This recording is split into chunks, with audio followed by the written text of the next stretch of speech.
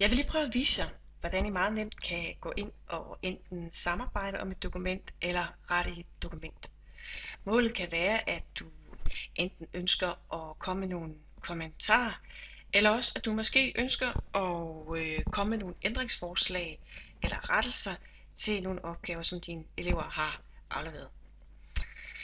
Hvis vi først kigger på, hvordan man indsætter kommentarer, så kan man se, at først og fremmest har jeg fundet den fane frem, som hedder gennemse.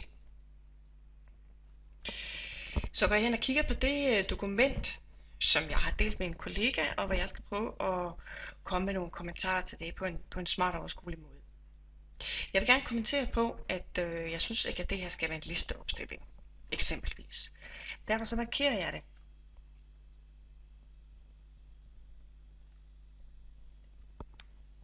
Og så trykker jeg på den her ny kommentar, hvorefter jeg har mulighed for herude at skrive, hvad jeg synes, der skal være anderledes her.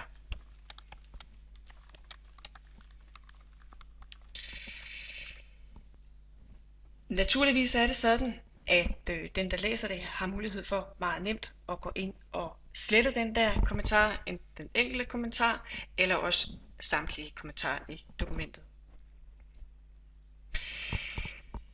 Den anden måde at arbejde med et fælles dokument på, det er, at du kan komme med dine ændringsforslag ved at gå ind igen under den her fane gennemse. Så går du ind under det, der hedder sporing. Hvis du klikker på trekanten her, så kan du se, at du har den mulighed, at du kan komme til at registrere, eller de ændringer, du foreslår, bliver registreret. Så trykker vi lige på den. Så skriver vi for eksempel her et forslag til en ændring.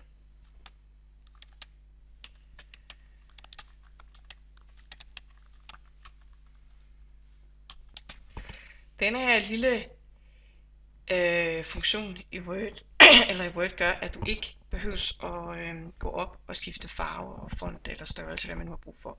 Hvis man går tilbage og skriver normalt igen, klikker man bare heroppe i det her felt med blyanten, og så kan man se, at man altså skriver helt almindeligt igen.